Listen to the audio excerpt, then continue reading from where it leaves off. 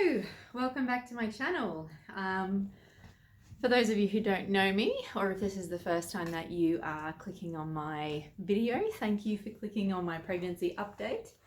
I'm a mum of one 5-year-old boy here in Australia, and I have been doing IVF for a number of years now, and I've been lucky enough to fall pregnant. I am 24 weeks now. I have so many layers on at the moment because it is really cold. We've had the fire on all day, and yeah, I just wanted to do this really quick pregnancy update for you because I had gotten really slack with my pregnancy updates. There's just been a lot going on, and I just wanted to sort of keep you guys up to date with where we were at. So I've got a few symptoms and things like that I want to go through, and just if you're out there and you're around the same gestation as me, you know, you're not alone. And yeah. So you would have seen, if you haven't already, our gender reveal video and pop of our balloon, which was really exciting, was a few weeks ago now. And we're having a boy. So I'm having 2 boys. So I'm very excited. Our son, who is 5, it's taken a little while for it to sink in that he's getting a brother, but that's been really nice to get used to.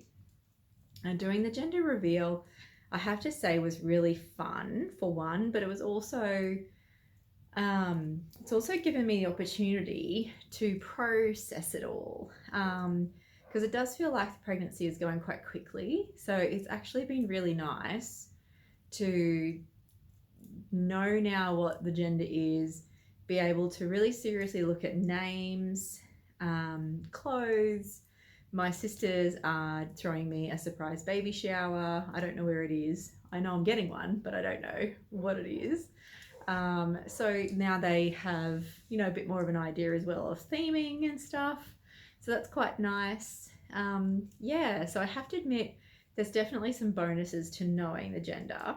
I chose not to know with our first child because I just was really adamant I wanted a surprise. But I have to admit that by finding out at the same time as giving birth was also really overwhelming. So if anyone shares with that in that with me, then you might understand, or you might do it differently next time. So yeah, that was a really good, it feels like the best decision for us to find out this time. So I have been feeling pretty good. I physically have just been still having bouts of tired. I'm getting a little breathless. You might be able to hear it. I can hear it myself at work. When I'm singing in the car or something like that, I can definitely hear that my lungs are sort of starting to get a little bit compressed. And that's because baby's sitting quite high up, it feels like. Even though I can feel him kicking down low, and I've been feeling movements of little wiggles and jitters, and what felt like the shivers since like 16, 17 weeks. So I felt that quite early, which was quite kind of cute, and everything was still quite small. So now that he's 24 weeks, he's a bit bigger, definitely getting bigger pokes, and getting a more consistent pattern of his movement, which is kind of cool. So he tends to be awake through the night, which is a bit of a worry. So I wake up quite a bit to him moving around, and I do just try to go, that's nice, give him a little pat, and just sort of go, it's time for sleep time now. So yeah, I'm kind of hoping that will rub off. And then kind of this time, so late afternoon after work, when I actually get a chance to sort of sit down and relax, he tends to sort of do a couple of little bumps and things like that then too. So yeah, so I'm still getting used to that movement and the pattern that he's starting to create. So yeah, that's been a learning. Something else I did get sick. We had sort of flu type symptoms in our household a couple of weeks ago. I had my flu shot this year, and unknowingly and so gratefully, I did not suffer anywhere near as much as Drew and Tom. They got really sick compared to me, so for that I'm really grateful that I was able to do it. I still got some headaches and I still felt quite congested and things like that for a few days, but nothing with what they got in terms of their symptoms. So I have to say, if you are pregnant, the last thing would be that you'd need is to get the flu, or it's bad enough that you could get COVID or something like that and have an adverse reaction, but even just getting cold and flu is bad enough. So just with that extra fatigue on your body, yeah, don't do it to yourself. Have your flu shot, because I actually feel like that is a really big reason why my symptoms were so decreased, and that's exactly what my doctor said. So for that, I'm really grateful. And I wanted to pass it on, because being pregnant and sick is not a good combination.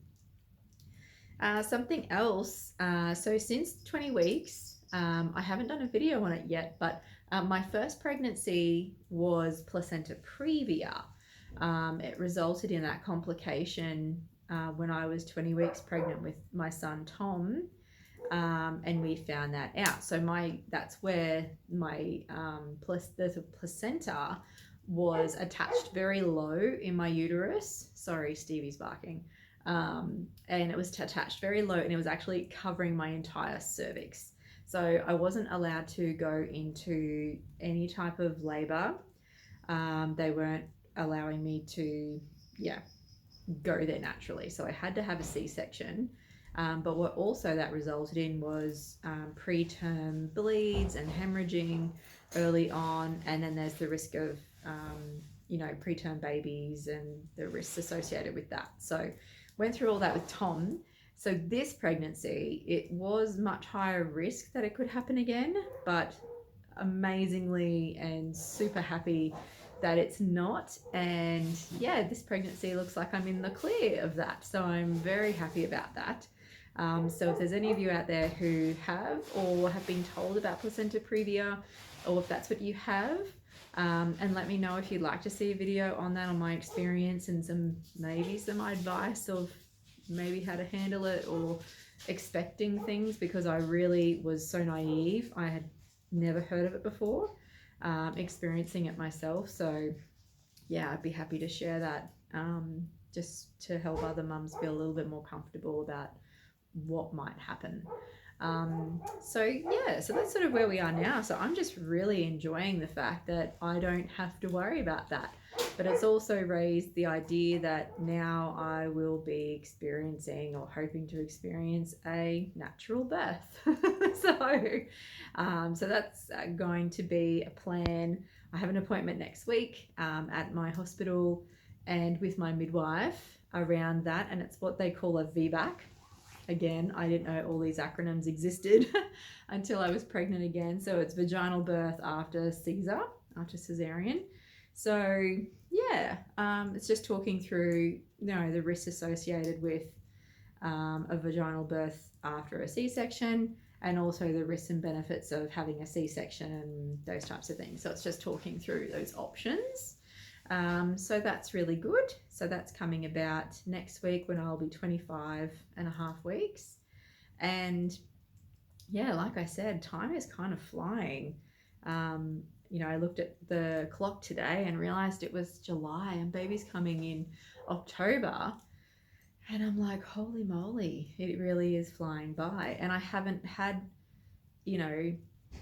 that many symptoms or standout issues since, the first trimester of suffering from nausea. So I'm just really grateful to have my energy back.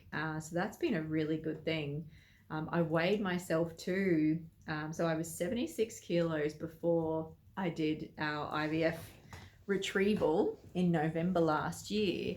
So I was 76 kilos, and I weighed myself on the weekend. And I know it's not the same scale and things like that, but I was 80.2 kilos. So I was pretty happy with that, because I think I put on about 8 or 9 kilos when I was pregnant with Tom. and sort of knowing that I'm over halfway now, and I've, might be around the same. So it's kind of good in terms of that weight management, because I mean, I've definitely been, I don't know if I've been drawn towards sweets or salty snacks more, but all of them really. So I've still been eating, my nuts and dried fruit and veggies and things like that. And caffeine. I have still been having caffeine. So my doctor told me very early on that, having 1 cup of coffee or tea a day is fine. So yeah, I don't have a very strong coffee at that. So I probably have an instant coffee once a day, and then I might have a black tea or something like that later on in the day, or not have one at all, and just alternate it. So yeah, but drinking plenty of water. So that's probably been the biggest struggle, is through winter, is feeling that need to hydrate all the time. So I've been really having to stay on top of it and make sure that I'm having the water that I need. So that's been really interesting. I'm not sure if anyone else has sort of experienced that, but I guess I don't feel the pressure around putting on weight. I don't want to put on weight unnecessarily, because I don't want to put that extra pressure on my body, especially leading into, later pregnancy, and, round ligament pain is something that I've experienced, which is the pain that you might get sort of through hips and groin. So that I have experienced a little bit of. And I have to admit, it's really difficult getting my socks on now. So I have to really act like this old lady trying to get my socks on. So that's a bit annoying, because I just feel quite restricted in my torso and my upper body. Like I can't turn as much and things like that. I'm getting used to it, but yeah, it definitely makes me feel physically restricted and old. So the putting on weight was an issue for me in my first trimester, because I was finding myself eating a lot in order to settle my tummy and to settle the nausea feeling. It didn't necessarily do the job, but it helped. So I was willing to do anything.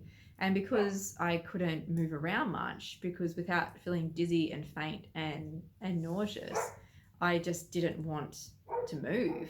I was just on the couch or laying down in bed, which was really difficult when I had to also work and, help maintain a family. So that was really tricky.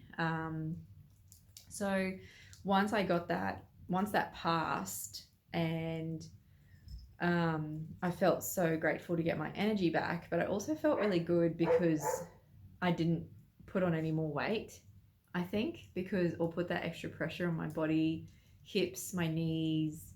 Yeah, I just didn't want that. So I did have a couple of comments which, did upset me at the time. I did get someone say to me that I had put on a lot of weight in that first trimester, which was a bit insensitive. And, I did worry about it. So maybe I'm more worried than I think I am about it, but I didn't want to put that pressure on myself. But I kind of felt like, why would someone say that to me if I looked like I hadn't put on a lot of weight? And of course, every pregnant woman puts on weight because, you feel it yourself. And the last thing you kind of want is someone saying, geez, you got fat. So it's come up a couple of times. And yes, look back at my December videos for Christmas and stuff. And I was in my, size 10 to 12 jeans. And, I liked the way I looked. I liked the way I felt, and things like that. But, I'm carrying a baby. I'm making a baby, another little human. My body is bound to change. So yeah, I just feel like that if you have suffered any pregnancy weight issues or comments, I feel I am there with you. I feel for you. And yeah, it's a bit disappointing because it's like, hey, listen, we're going through enough as it is. Our bodies are changing beyond belief. And we don't have any control over that. Yes, I have control over what I put in my mouth, but it's not over control of what my body then does with it.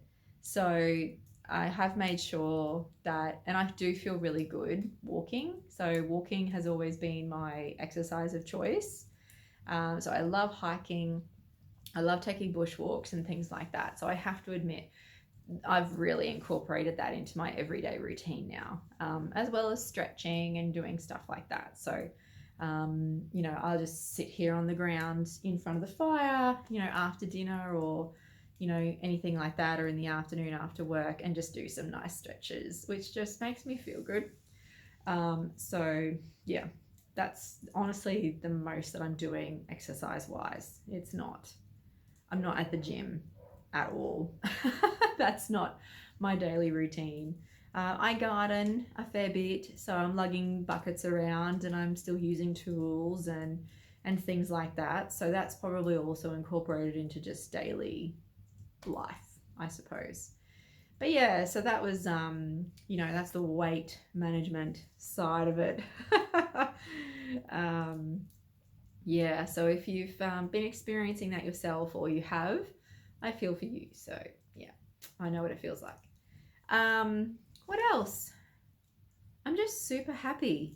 I think my mood has settled as well.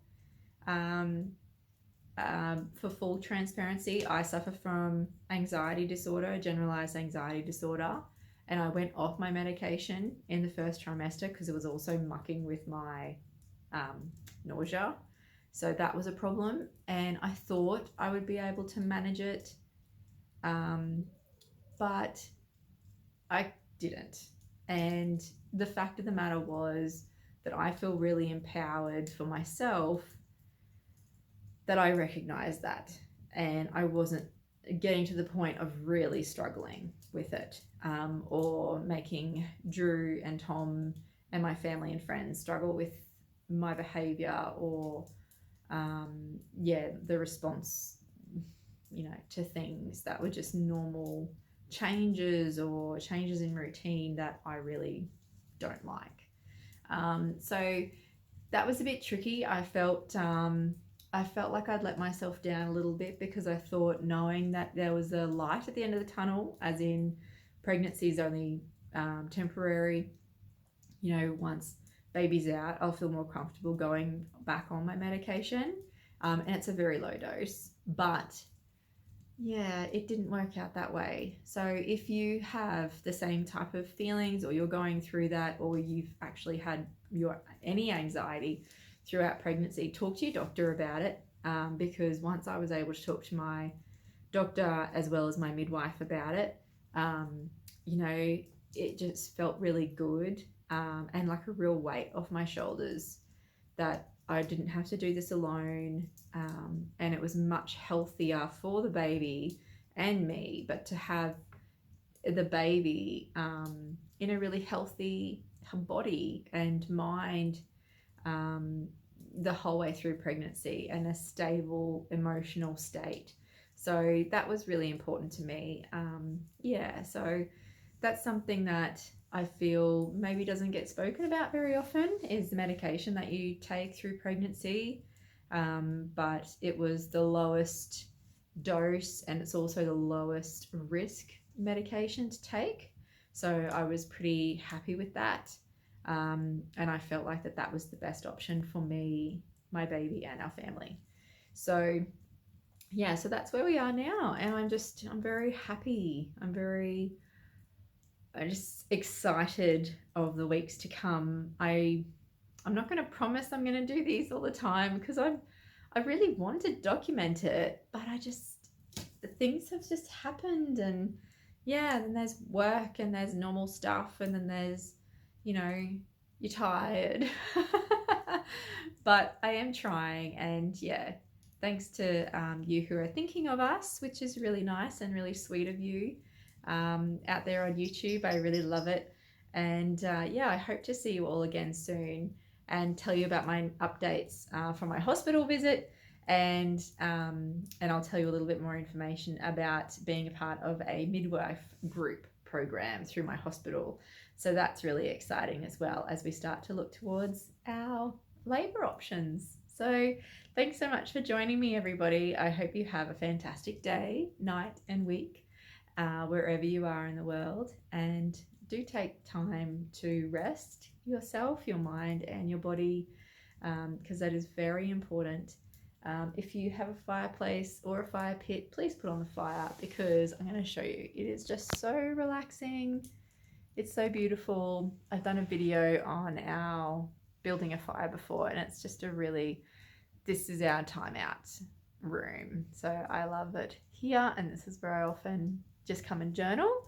So take care of yourselves, and I will see you in the next video. Bye.